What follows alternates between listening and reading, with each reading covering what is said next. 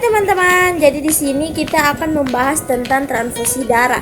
Jadi kita akan membahas tentang pengertian dari transfusi darah dan proses transfusi darah tersebut. Pertama, kita akan menjelaskan tentang pengertian transfusi darah. Transfusi adalah proses medis di mana cairan seperti darah atau komponennya, misalnya plasma, trombosit, sel darah merah, dipindahkan ke dalam tubuh seseorang melalui pembuluh darah.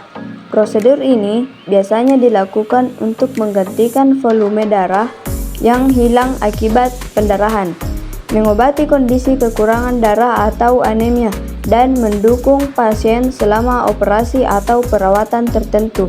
Transfusi darah adalah bentuk transfusi yang paling umum dan memerlukan kecocokan golongan darah antara donor dan penerima untuk menghindari reaksi imunitas.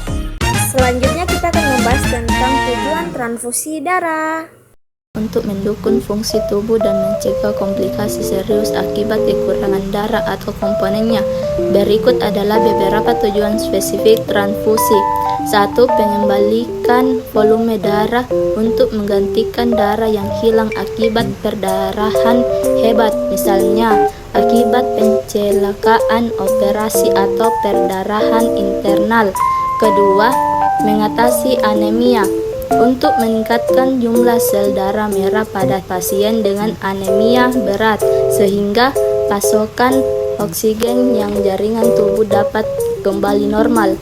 Ketiga, mengontrol gangguan pembekuan darah untuk memberikan plasma segar, beku, atau trombosit kepada pasien yang memiliki gangguan pembekuan darah atau jumlah trombosit yang sangat rendah. Keempat, mendukung perawatan penyakit kronis untuk membantu pasien dengan penyakit seperti leukemia, kanker, atau penyakit ginjal kronis yang memerlukan transfusi secara berkala. 5. Stabilisasi kondisi pasien untuk menstabilkan. Sekarang kita akan membahas tentang manfaat transfusi darah. Jadi perhatikan baik-baik ya teman-teman.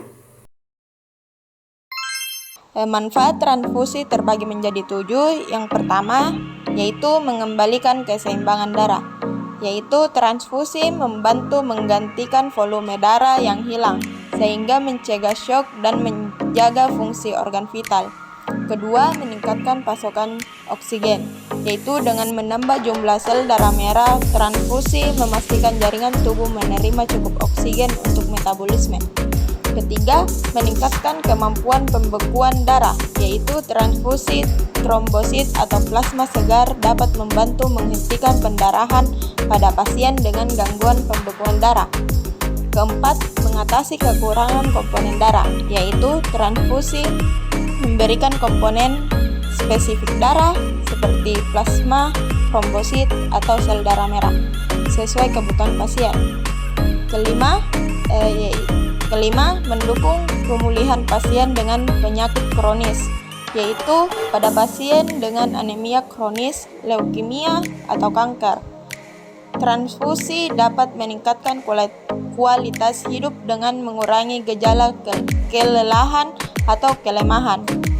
Keenam, mengurangi resiko komplikasi berbahaya, yaitu dengan menggantikan darah atau komponennya.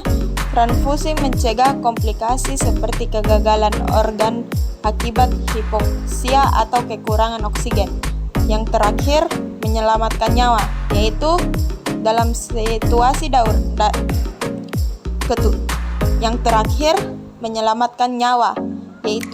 situasi darurat seperti kecelakaan atau pendarahan hebat. Transfusi dapat menjadi produser yang menyelamatkan nyawa.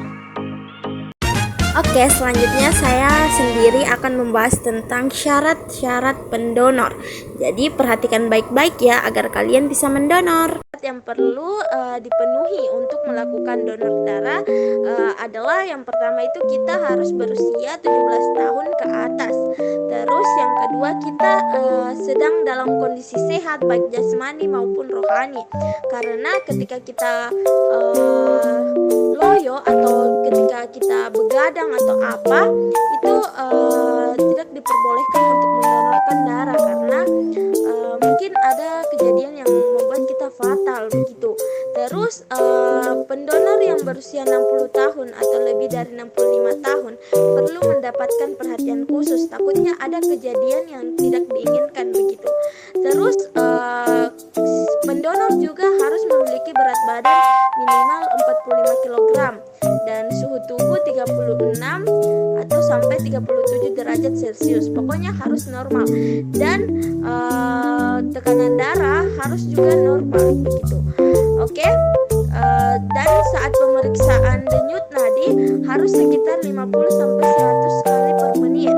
Karena itu juga mempengaruhi kondisi tubuh kita saat pendonor begitu. Jadi kita sebagai pendonor harus sehat dan mungkin sebelum mendonor kita harus makan dulu begitu.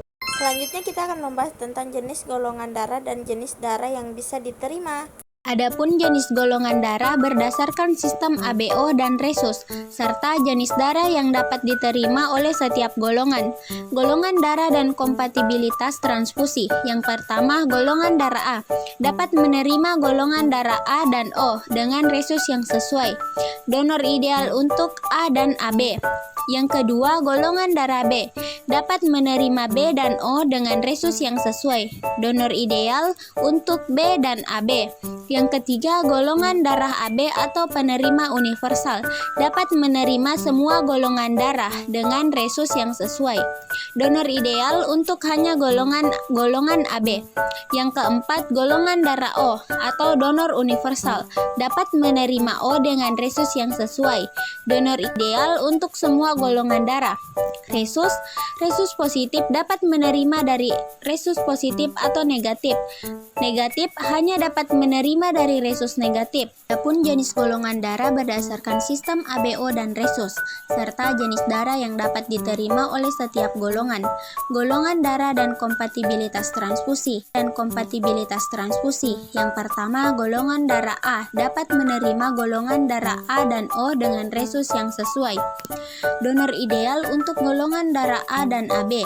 Yang kedua, golongan darah B dapat menerima golongan darah B dan O dengan resus yang sesuai. Donor ideal untuk golongan darah B dan AB. Yang ketiga, golongan darah AB atau penerima universal dapat menerima semua golongan darah dengan resus yang sesuai. Donor ideal untuk hanya golongan AB. Yang keempat, golongan darah O atau donor universal dapat menerima O dengan resus yang sesuai. Donor ideal untuk semua golongan darah. Adapun kesimpulan yaitu resus positif dapat menerima dari resus positif atau negatif. Resus negatif hanya dapat menerima pun perbedaan resus yaitu resus positif dapat menerima dari resus positif atau negatif, sedangkan negatif hanya dapat menerima dari resus negatif. Selanjutnya kita akan membahas tentang reaksi darah. Baik, selanjutnya adalah reaksi transfusi darah. Reaksi transfusi darah adalah respons tubuh terhadap transfusi darah yang terjadi akibat ketidakcocokan antara darah donor dan darah penerima atau akibat faktor lain. Reaksi ini bisa bervariasi dari ringan hingga berat, bahkan berpotensi mengancam nyawa. Berikut adalah jenis-jenis reaksi transfusi darah. Yang pertama adalah reaksi hemolitik akut. Penyebabnya ketidakcocokan golongan darah, misalnya ABO atau RH. Gejala yang dapat timbul seperti demam, menggigil, nyeri punggung, sesak napas, urin berwarna gelap, hipotensi atau gagal ginjal. Penanganan yang dapat dilakukan segera hentikan transfusi, lakukan rehidrasi, dan penanganan medis darurat. Yang kedua, reaksi alergi. Penyebab reaksi alergi terhadap protein dalam darah donor. Gejala yang dapat timbul adalah gatal, ruam kulit, urtikaria, hingga anafilaksis. Penanganan yang dapat dilakukan yaitu memberikan antihistamin atau epinefrin jika terjadi anafilaksis. Yang ketiga, reaksi demam non-hemolitik. Penyebabnya respons tubuh terhadap leukosit atau sitokin dalam darah donor. Gejalanya seperti demam, menggigil, mual atau nyeri otot. Penanganan yang dapat dilakukan yaitu obati dengan antipiretik seperti paracetamol dan gunakan darah yang telah melalui proses leukoreduksi. Yang keempat adalah overload sirkulasi. Penyebabnya volume darah yang ditransfusikan terlalu banyak atau terlalu cepat. Gejala dapat timbul seperti sesak napas, hipertensi, edema paru, atau gagal jantung. Penanganan yang dapat dilakukan yaitu memberikan diuretik, oksigen, dan hentikan transfusi sementara.